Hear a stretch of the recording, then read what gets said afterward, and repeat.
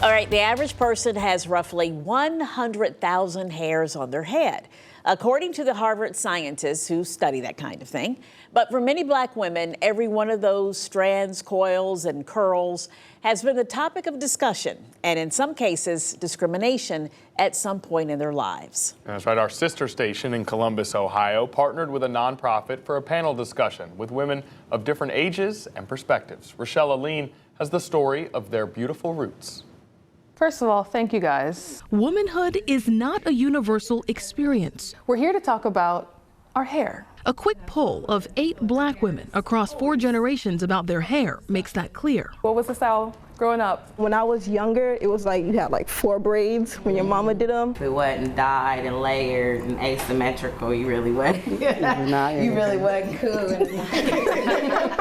Afros. Yeah. We wore afros. When I got into high school in the late 90s, was at sew-ins, right? Everyone wanted straight hair. But even with all of this versatility, when it comes to hair, there are still common experiences for Black women. Do you guys remember a defining moment, or was there a time where you recognized, like, my hair in and of itself may not be what's in or accepted? When you go to apply for a job, you have to fit in to get in. And I remember my first job, 4 weeks in, I'm probably 3 hairdos in, and my supervisor comes to me and she says, Delina, I searched for you on the Most Wanted because you changed your hair so much. And I was like, And to assimilate, many turn to a treatment to loosen or straighten their locks for years. Can I just ask by show of hands who's had a perm here?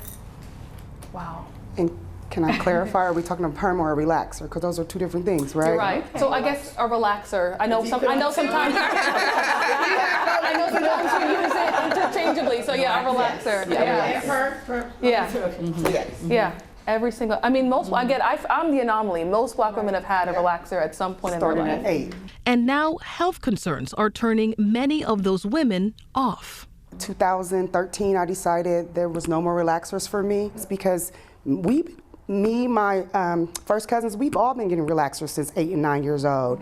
And all of the females that I just named all have fibroid tumors. We all do. And we're like, wait a minute. I started doing research, saw a slight association, a correlation to our relaxers, and I just asked the family as a whole, can we as a family stop doing this? The companies, they're not looking out for us. They're looking out for the economical, they're looking for that. What does accountability look like? What should it look like? We as Black women are an economic force. These companies are run by multimillionaires.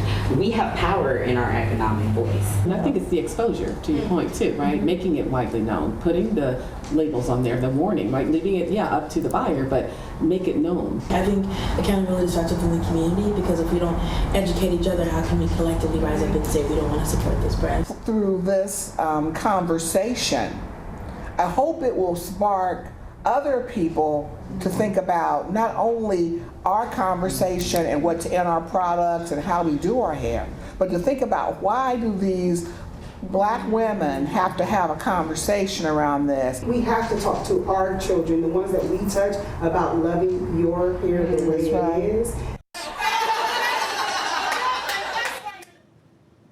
That was Rochelle Aline reporting. Now, we have our full damage control series streaming on 13 News Now Plus. Download on your TV and watch today.